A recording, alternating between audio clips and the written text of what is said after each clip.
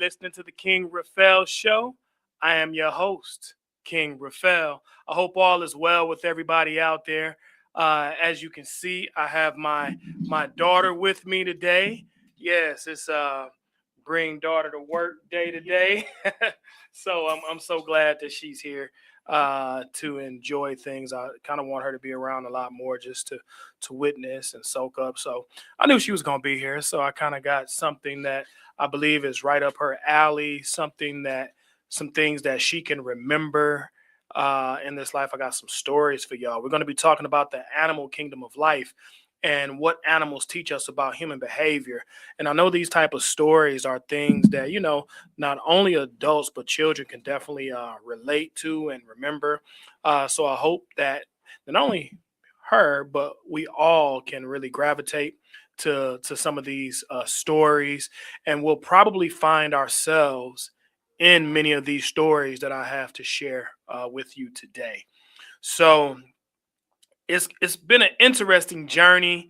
I will say, um, and I want you to understand something, that tonight is not necessarily about animals, but tonight is about you. Okay. So as we get into it, and as we get into it a lot more, um, what if I told you that a snake can teach you about anger? Hey, what if I told you that a deer can teach you about letting go of your past? Now, what if I tell you that a frog can teach you how to slowly become trapped into toxic situations? So, we're going to really talk about a lot of these things because every day people are carrying anger where they should have released years ago. Every day people are holding on to old relationships that continue to wound them. Every day people are starting at old mistakes, and they keep staring at old mistakes while missing new opportunities. Every day people are adapting to environments that are slowly destroying them.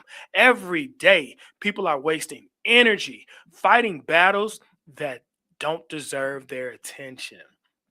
And every day, somebody is living beneath their God given potential.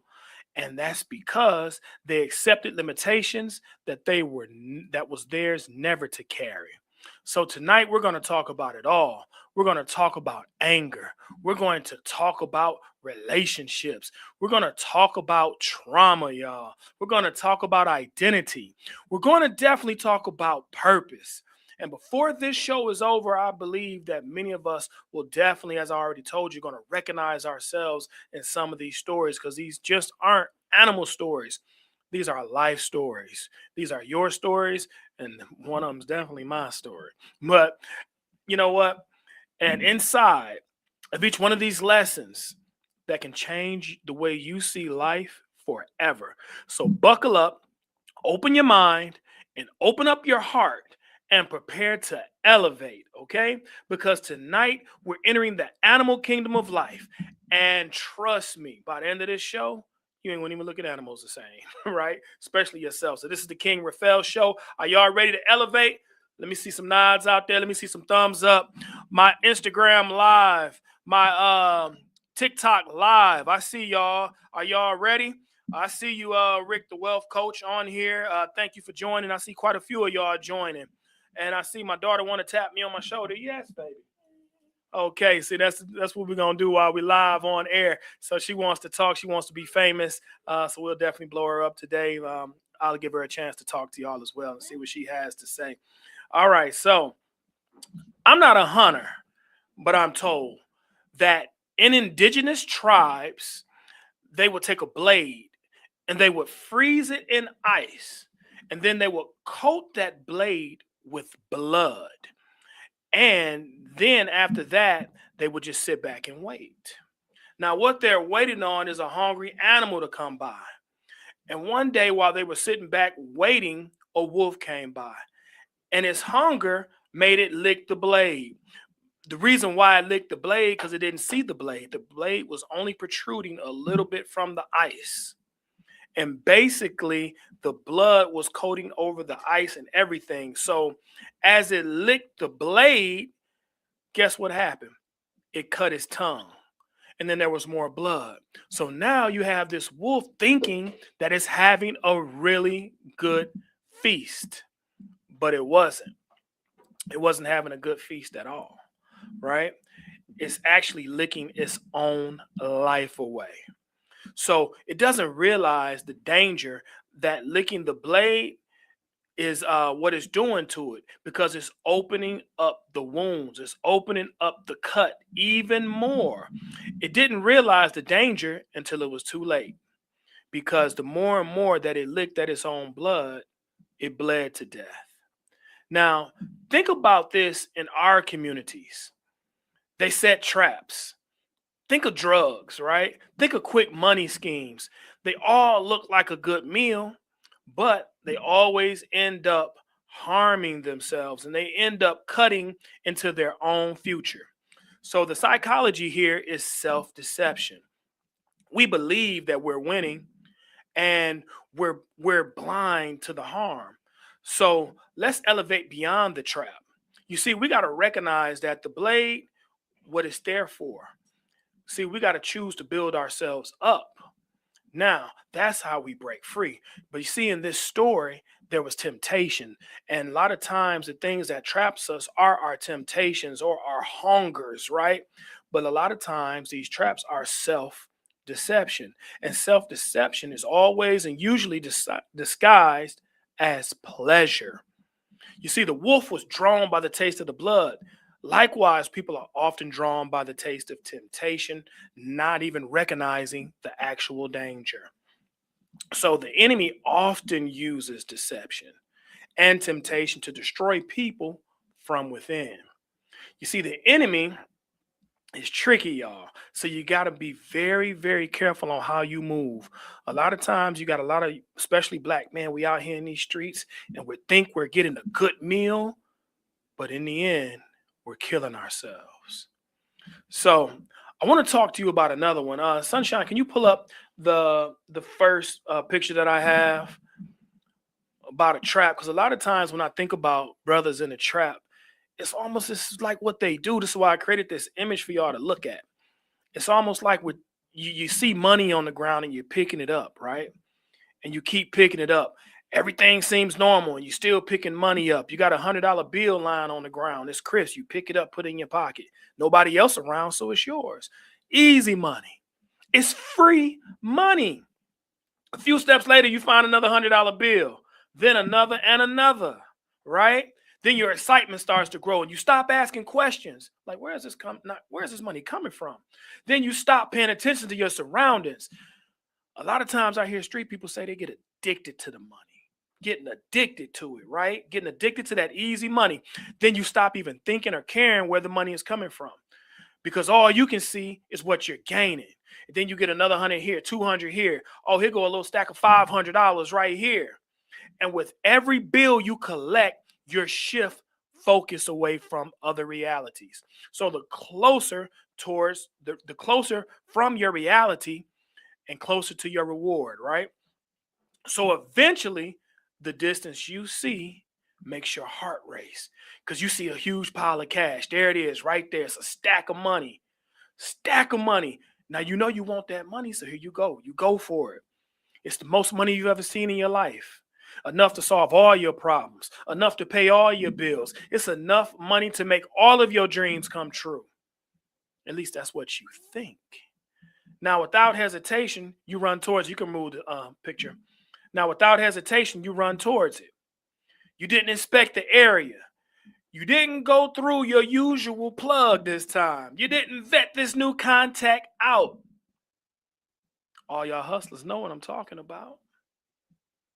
You didn't ask where's the money coming from, or why is this such a great deal? Why is this the best deal or best prices I've ever received?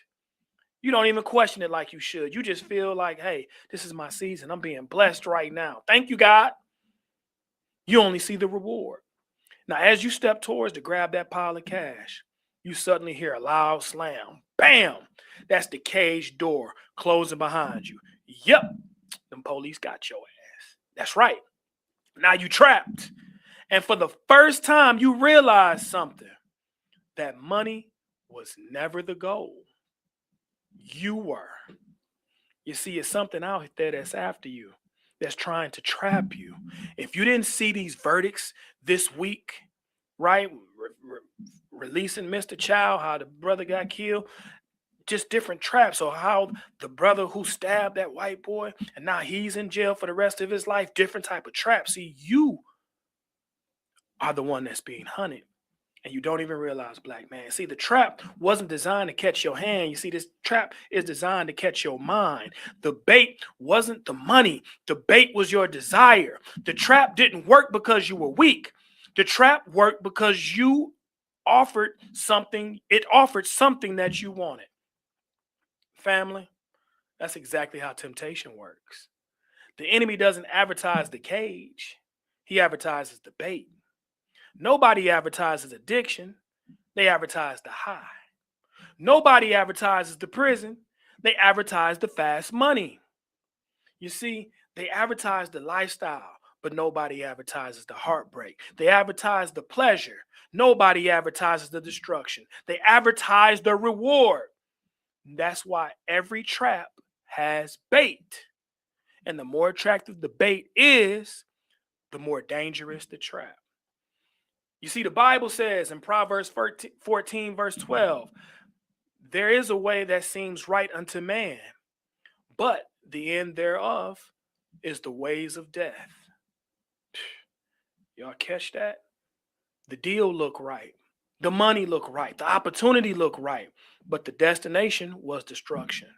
So I always want y'all to remember that when a trap is set, don't focus on the bait. You better look for the cage. Right? Because the trap is what most people wanted. They wasn't looking at their fear. They were looking at their desires. You see, and if you're not careful, what looks like a blessing can become your prison. The question is, ask yourself always, y'all, why am I being offered this, right? And what is this offer costing me? Because everything that glitters isn't gold. And every trial of money doesn't lead to freedom. Some trials lead you directly in a cage. And if you don't believe me that there's traps out there for you, better ask somebody that's been in the NBA. They can't go nowhere without somebody throwing a trap their way, right? Or some high-earning individual. It's all kind of traps set for them to fall in so that they can lose their money or their money can go the other way. You see, the devil he rarely shows up looking like destruction. He shows up looking like an opportunity. He shows up looking like pleasure. He shows up looking like money. He shows up looking like sweet revenge. He shows up looking like, let's have one more drink. Shows up looking like, let's take one more hit. Shows up looking like Rich D. Can't even say everything because my little one here. But you know what? But clearly, during your temptation, what you will see is looking like another bad decision. Just like that wolf licking the blade. Many people don't realize that they're bleeding until they've lost too much blood. So my family, make sure what you're feeding on isn't feeding you. And with that said, let's take a commercial break. We're going to come back to the animal kingdom of life, y'all. I got some more powerful stories for y'all, and we're going to break this all the way down. All right, y'all.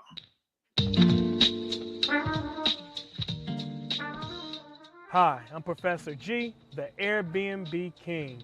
When I first started my Airbnb business in 2019, I made a lot of mistakes. I really needed a mentor, but one mistake I didn't make was giving up. And since I didn't give up, 18 months later, I cleared my first six-figure income, which allowed me to quit my lucrative job as being a college professor at Spelman College and do this full time, and I never looked back. Since then, I've acquired properties in Atlanta, such as downtown, Midtown, Buckhead, even moved over to the West End, became the Airbnb King, got more confidence, started buying properties in Miami. Ever since then, I knew skies was the limit and Monopoly was the game for me. So believe in yourself. You will and you can win at this game. Book with the Airbnb King. We're going to make some solid moves, but loud results.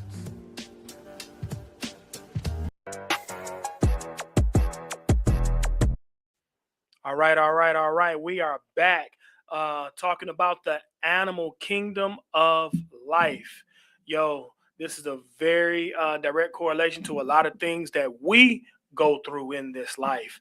So let's talk about this woman, y'all. There was once a woman walking home from a cold winter day, and as she traveled down the path, she noticed a snake lying in the snow.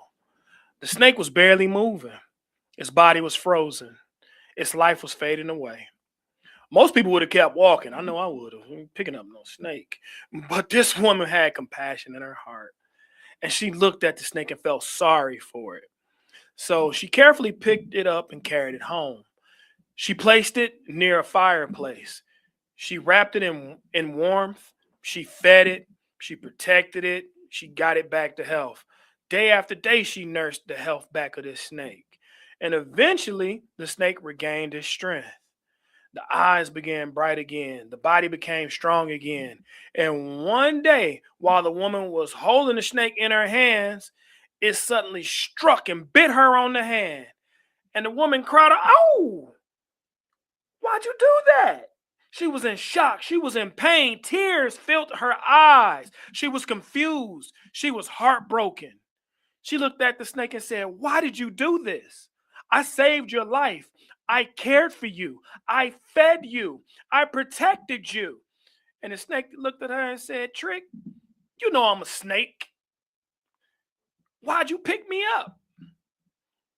And that's when the woman finally understood. The snake did not betray its own nature. It simply revealed it. So a lot of times people don't betray you. They just reveal their nature. You see, psychologists refer to it as character determinism. When people can certainly grow and change, but their true character eventually reveals itself through repeated behavior. Many people hear her promises. But wisdom which watches patterns. Many people listen to words, but wisdom observes actions. The mistake the woman made was believing that her kindness could change the nature of the snake. And many of us make the same mistake. We believe that our love will change them. We believe that our loyalty will change them. We believe that our sacrifice will change them. We believe that our forgiveness will change them. But yet sometimes the person continues to do the exact same thing that they've always done.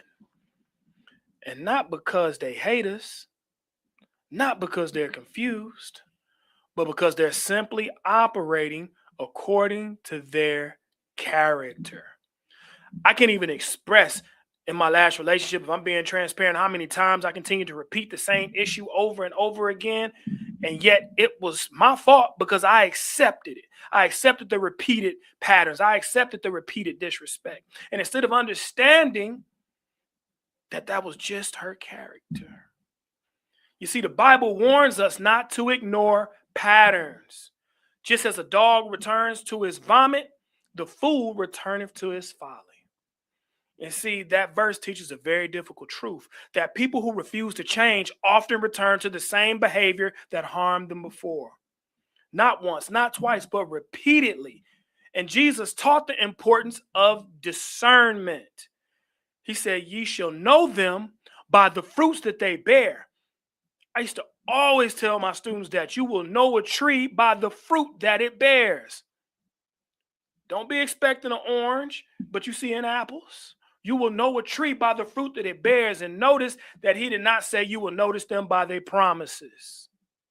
He said you will know them by their intentions. And he said you will know them by their fruit. You see, the fruit is the evidence. The fruit is the behavior. The fruit is what repeatedly grows from the tree. And a healthy tree produces healthy fruit. But a corrupt tree produces corrupt fruit. And eventually, every tree reveals what it truly is. But a lot of times we get caught up. A lot of times we move too fast. A lot of times we do not wait. We don't wait to see people in their entire season. See, we like to be around in springtime when it's warm and summertime when it's hot, when it's all good. But then we move too fast, but we don't wait to see what winter looks like with this person. We don't wait to see how fall falls because we fell in love, right? We just jump in too quick. Always take your time in this life. This life is not to be rushed. This life is to see people and see things in every single season of life. Do you hear me? In every single season of life. Because eventually every tree will reveal itself. You see, many people are carrying wounds today because they're confused with their potential character. You see, they saw someone who could become something in their lives. But God was showing them what the person already was. You see, love without discernment is very dangerous. Compassion without boundaries can become costly. And forgiveness without wisdom becomes permission. And sometimes the most loving thing that you can do is stop giving access to someone who repeatedly hurts you. And that's why you got to be very careful because sometimes the greatest act of self love is recognizing a snake before it bites you. That's deep. That's deep. I want to I want to share another story. There was an animal in the woods. It was a deer walking through the woods and it got caught in a trap. Now, after some time fighting and struggling, you know what the deer ended up doing? It ended up escaping, but it almost cost him his life. But the deer escaped the trap. Now, with great effort, it ran into the forest. Freedom was finally his. The danger was over. The trap was behind him, or so it seemed. You see, as the deer ran through the woods, he stopped to think about what had happened. Every few steps, he would stop, turn around, and look back at that trap. Then he would walk a little further and stop, turn around, and look back at that trap. He replayed all the fear that he had in his mind. He replayed all the pain that he had. He remembered all of the struggle that he went through again and again. Every rustling leaf made him nervous. Every snapping twig made him fearful. And his body escaped the trap, but his mind was still inside it. Instead of focusing on where he was going, he became so obsessed to where he had been that every few steps looking back again and again and again, soon the deer got so distracted that he failed to see what was in front of him. A cliff stood directly in front of him, and he was so busy looking back that he fell into that cliff. He fell over the edge and died. You see, the moral of the story here, it wasn't the trap that destroyed the deer. It was his inability to move on, his inability to move forward. Psychologists call this rumination. You see, rumination occurs when we constantly replay painful experiences, failures, betrayals, regrets, and disappointments in our minds. We revisit the conversation. We replay the argument. We relieve the heartbreak.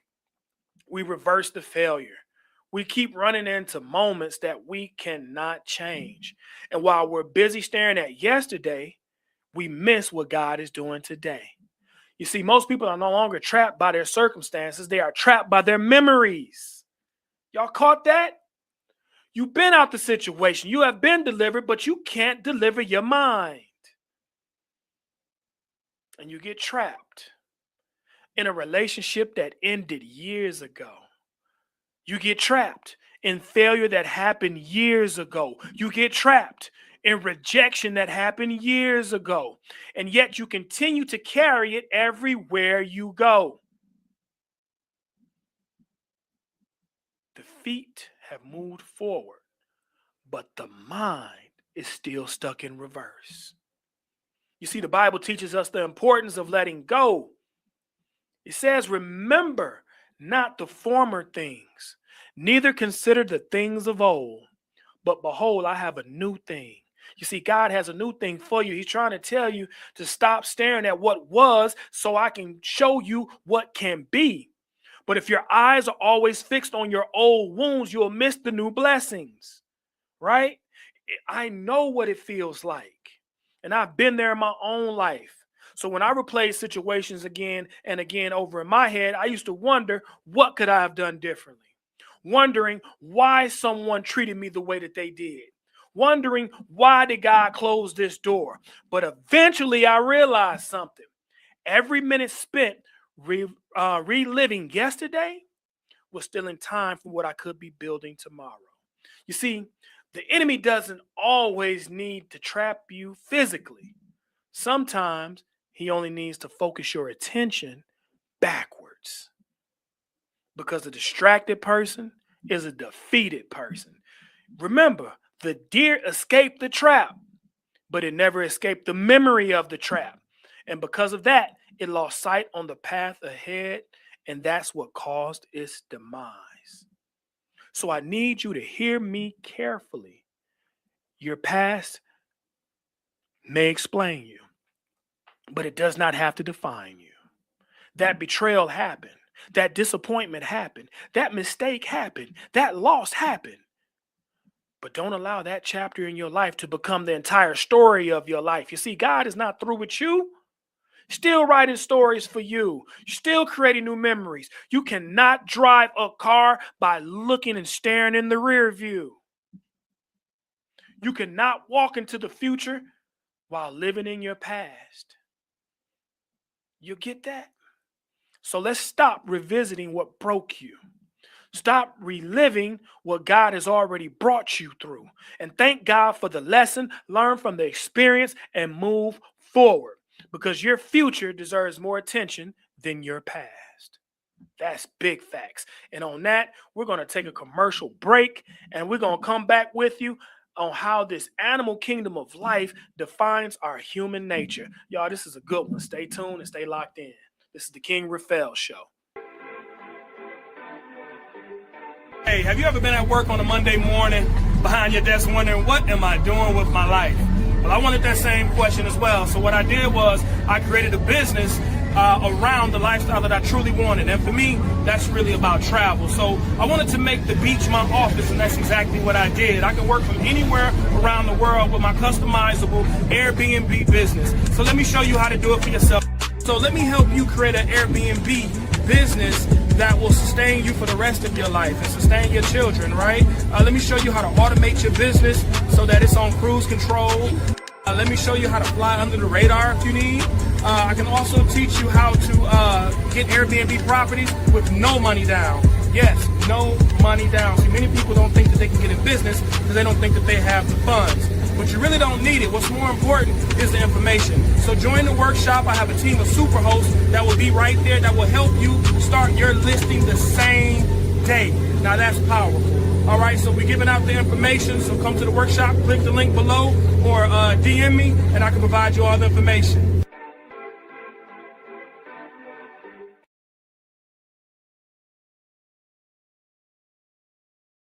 You're listening to the King Raphael Show, where elevation is the expectation.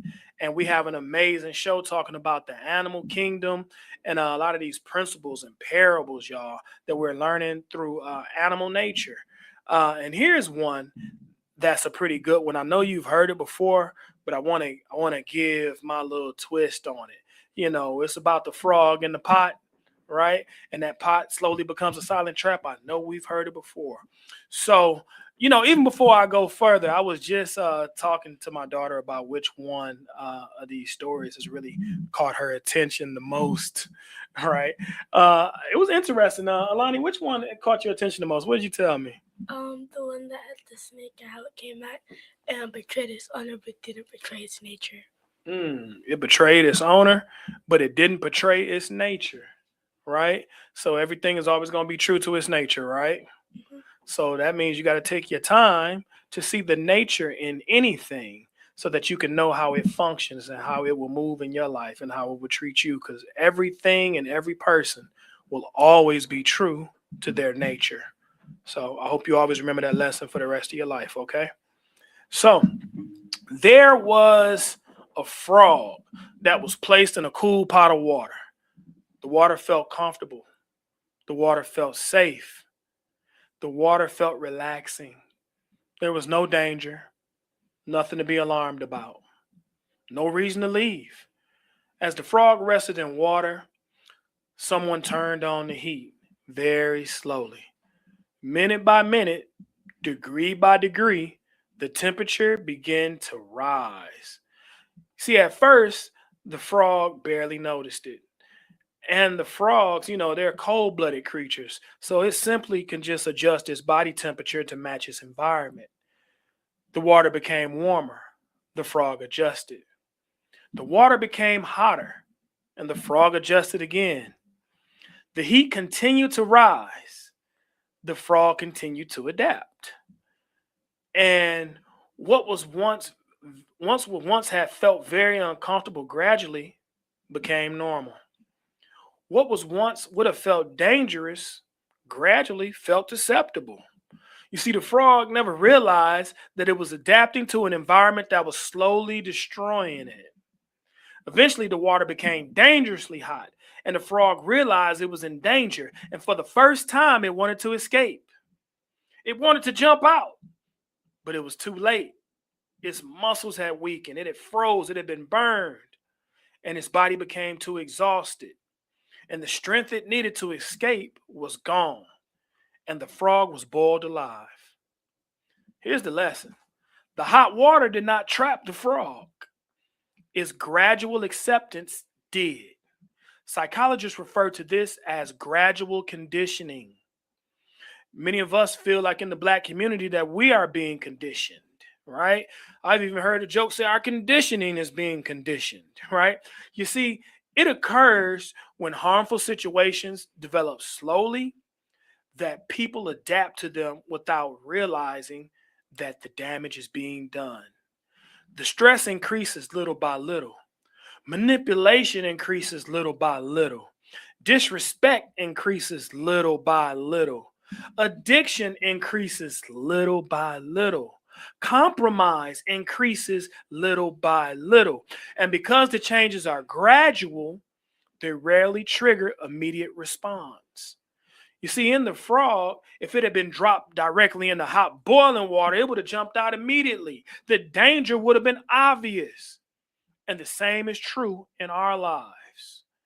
You see, if someone mistreated you on the first day, the way that you mistreated, excuse me, I'm gonna say that again. So if someone mistreated you on the first day, the way they mistreated you after 5 years, you probably would have walked away immediately.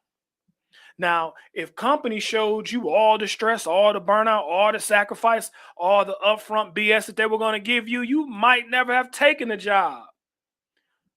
But if an addiction revealed is full cost on day one, that it might be hair loss, teeth loss, you might pawn all your stuff, right? You probably wouldn't even start at the habit.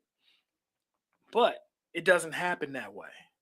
The heat comes slowly, so slowly that we learn to tolerate it. That's the conditioning. Until one day we wake up and realize that we become trapped by something we once believed is wrong.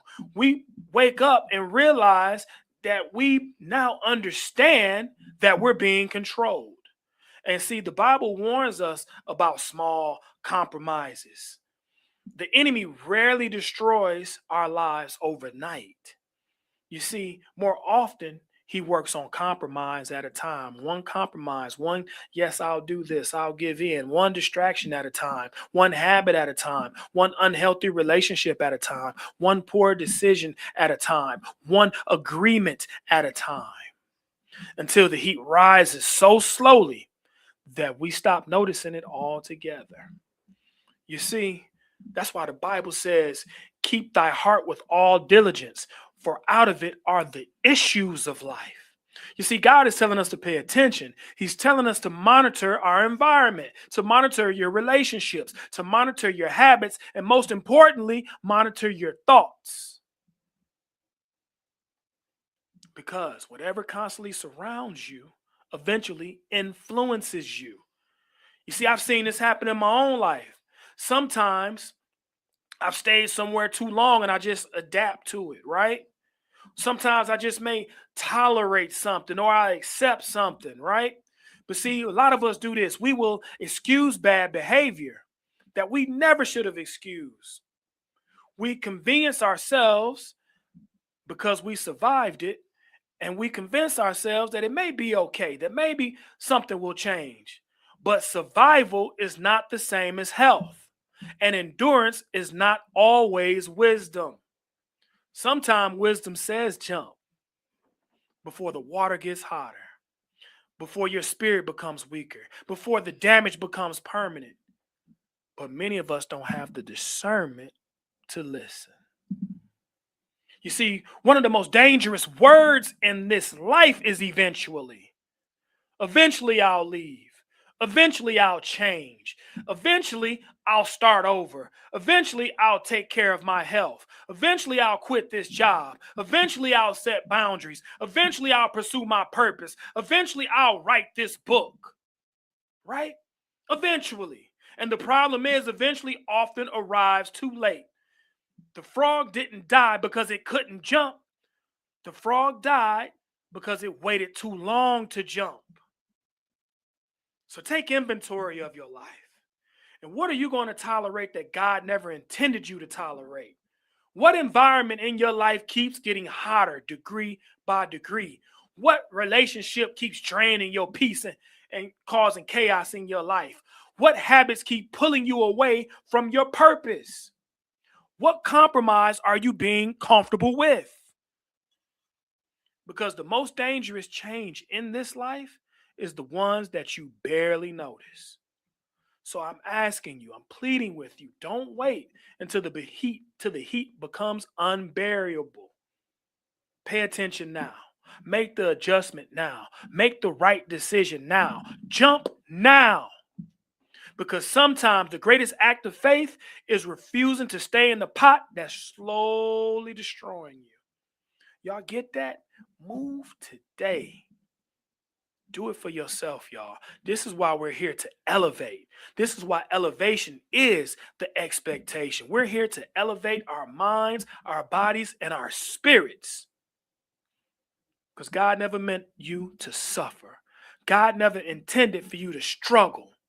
God intended you to move and learn from those struggles, learn from those things. That's all they were lessons. But too many of us stay in the pot.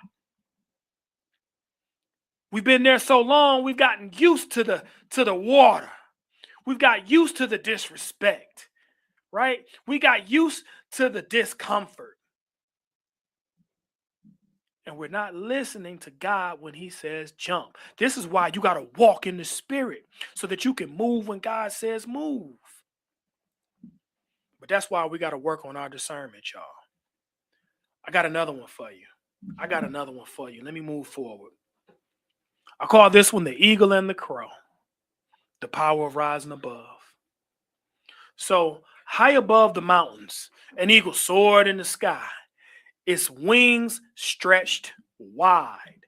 Its eyes were fixed on the horizon. Its focus was clear. Its purpose was forward. And as the eagle flew, a crow suddenly landed on its back. And the crow was much smaller and definitely much weaker. No match for the eagle's strength, but yet the crow began pecking on the eagle's neck. Again and again, peck, peck, peck at the eagle's neck. And those sharp pecks were irritating. They were painful and they were annoying.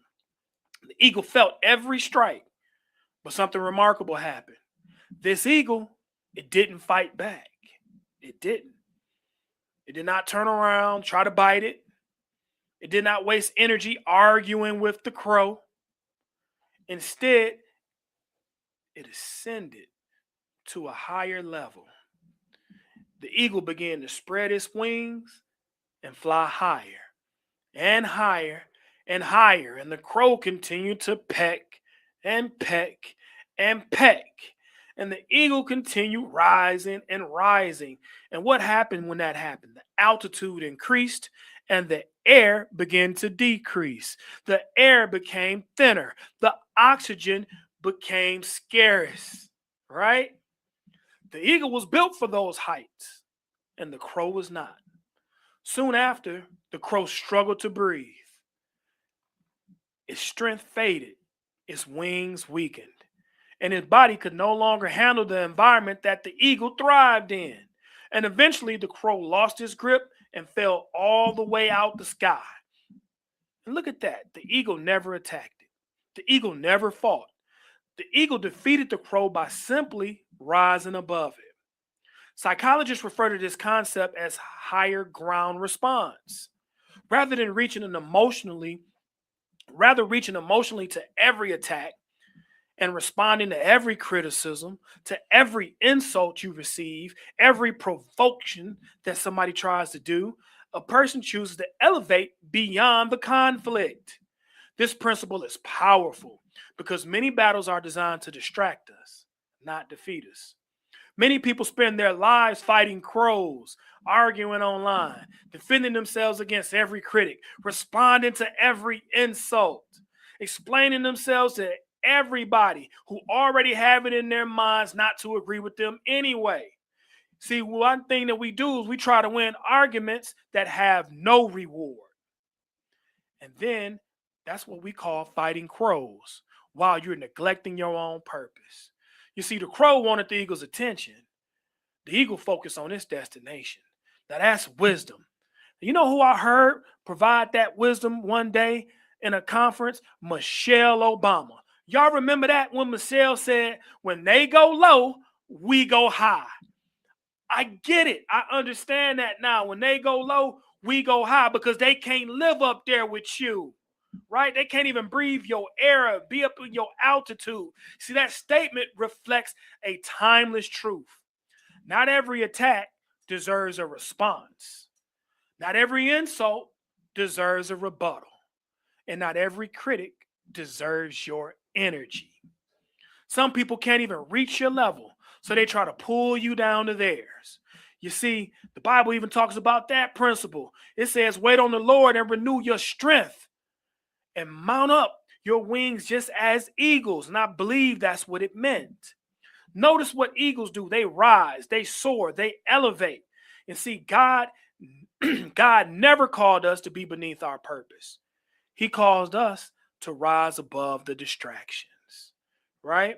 So as we understand that, y'all, in this life, when there are going to be some people that are assigned to you, because the enemy assigns things to you, y'all. They're designed to distract you. There's going to be some people assigned to discourage you. There're going to be some people assigned to provoke you. But remember this, the crow survives at low altitudes. The eagle thrives at high altitudes. So when people attack your character, rise. Who are you, the crow or the eagle?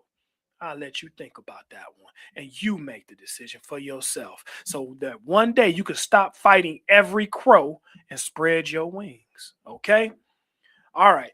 An eagle is a powerful bird. So powerful, like when you read the Bible, God actually refers to himself as an eagle. There's a few animals that he refers himself to, a lion as well, but definitely an eagle is one of them. So I got another story about an eagle that I want to share with you real quick.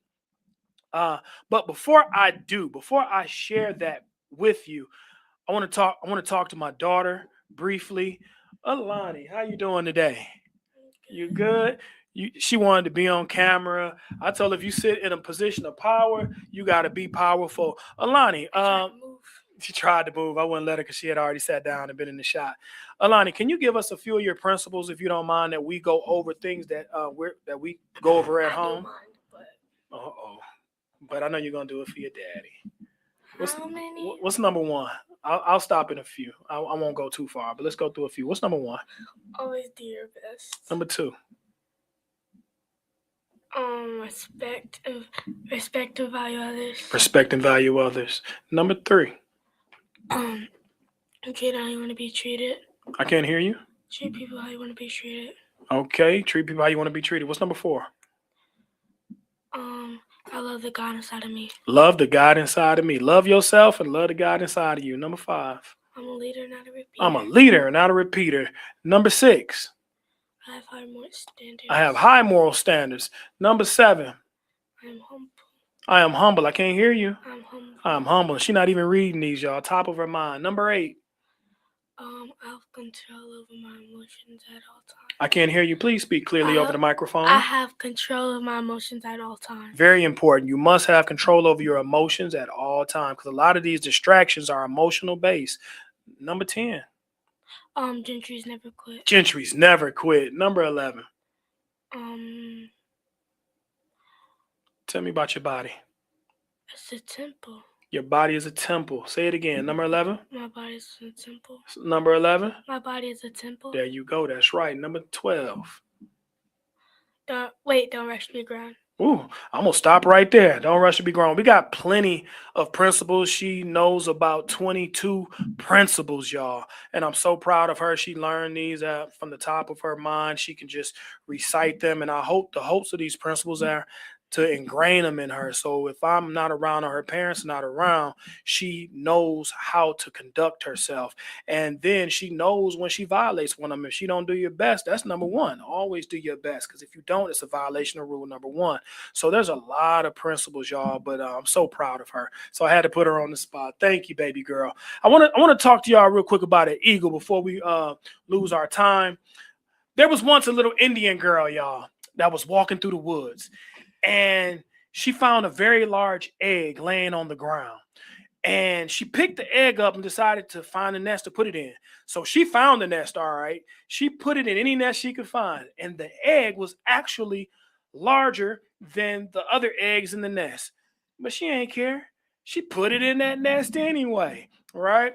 So eventually a mother chicken came. And the chicken noticed that it had a larger egg in there, but it sat on it anyway, right? And guess what happened, y'all? They all began to hatch. Now, the mother chicken noticed that something was different about this other bird, right? It didn't look the same. It was unlike the others, right? But she cared for it anyway, as a mother chicken would. So as they all emerged, y'all, guess what it was? It was an eagle. So here you have a baby eagle growing up with chickens. And from the very beginning, it was different. Its wings were larger, its feet were stronger, its beak was sharper, its frame was bigger. And because it was raised among chickens, it learned to live like a chicken.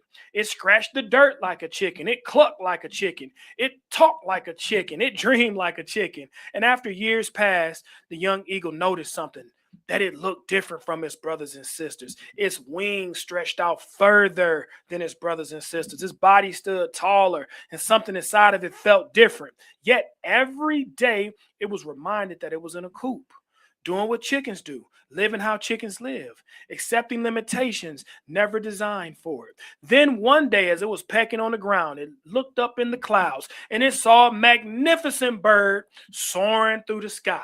And this bird wasn't struggling, it wasn't even flapping its wings. It was just soaring, it was gliding effortlessly. And something happened to that young eagle. In his heart, began to race. Its spirit became alive. And for the first time, it felt a connection to something greater. And it looked at the bird and asked, "What is that?" The chicken laughed and said, "That's an eagle, the king of birds. He flies where we can never go."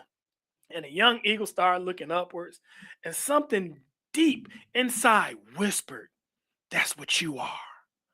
But the chickens quickly interrupted that. They were like, "Don't even think about it. You're a chicken just like us, and you belong here, right here on the ground. So know your place." And the eagle lowered his head and returned pecking in the dirt and spent the rest of his life living like a chicken. And that eagle died, never knowing that it could fly. Psychologists call this identity conditioning. When people spend enough time in an environment, they often begin to adapt to the limitations of the environment, even when those limitations did not belong to them. The eagle wasn't trapped by its wings, it was trapped by its beliefs. Many people today are living exactly like the eagle. They're born for greatness, born with gifts, born with purpose, born with vision. But somehow, along the way, they accepted the labels that was never theirs, that was in place on them by somebody else. Sometimes it's members in your family, sometimes it's your friends or people right around you. Someone told them that they weren't smart enough. Someone told them that they weren't qualified enough. Someone even told them that they weren't attractive enough. Someone told them that we're not compatible enough. Someone told them to stay in your place. And after hearing it long enough, they just believed it. You see, the tragedy wasn't the eagle couldn't fly. The tragedy was that it never discovered that it could. You see, the Bible talks about this, y'all. It says, for as a man or a woman thinketh, so is he or she. So you are who you think you are. What you believe shapes your life and the life that you live. So if you think like a chicken, you will live like a chicken, even though you were born to be an eagle. This is why you have to be transformed by the renewing of your mind.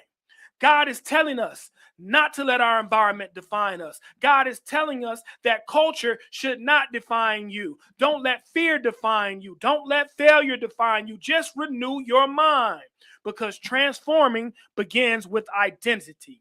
You must know who you are. I often think about my own life, y'all.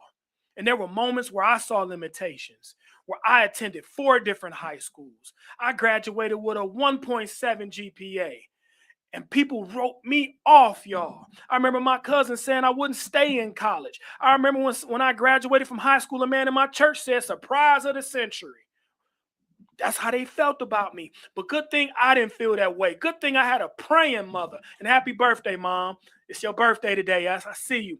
But I had a praying mom who didn't believe I was what the world said I was. And thank God I am who God says I am, the eagle that he developed me to become. And eventually I earned my master's degree at age 24. And I became one of the youngest professors at Spelman College.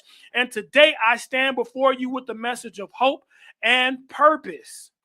Why is that? Because God never intended on me to remain where I started. And he never intended you either to remain where you are on the ground. You see, the eagle's greatest enemy wasn't the coop. It was the belief that the coop defined who it was. And as I close, y'all, I want y'all to hear me carefully. Just because you were raised around chickens doesn't mean you're a chicken. Just because everyone around you thinks small doesn't mean you have to think small. Just because nobody in your family has ever done it doesn't mean that you can't do it. Just because you started on the ground doesn't mean that you stay there. There's an eagle inside of you. There's purpose inside of you. There's greatness inside of you. You were born to fly. And one day, God will allow something to awaken a truth inside of you so great that you can no longer hang around these chickens. Because the saddest thing is not falling in this life. The saddest thing is discovering who God created you to be, that you could fly, and you died never flying. I'm here to tell you to fly today, to spread your wings, understand your potential. Your destiny is inside of you. It's simply believing that it is. So renew your mind, trust God, and fly. Because you were created to spread your life and fly high in the clouds. This is why I always tell you to remember to keep your faith higher than your fear and your purpose stronger than your pain, and leave no room for the devil, because he doesn't belong in your house. You're watching the King Raphael Show. God bless you all. Stay. Listen, dreams don't work unless you do. The reason why I started my Airbnb business is because I wanted financial freedom. I wanted to take my time back. I wanted to spend time with my family. I wanted to take my daughter on trips to create lasting memories. Now, I'm doing this to build community wealth, because at the beginning of the pandemic, I've seen so many people in pain. I've watched so many family members struggle. I've seen people lose not only their jobs, but their homes. And it's because of a lack of information. Now, somewhere I read, my people perish because of lack of knowledge. Now, as a college professor over the past 10 years, I've taught well over 10,000 students. Today, it's your turn. Click the link below to get started, and I'll see you on the other side.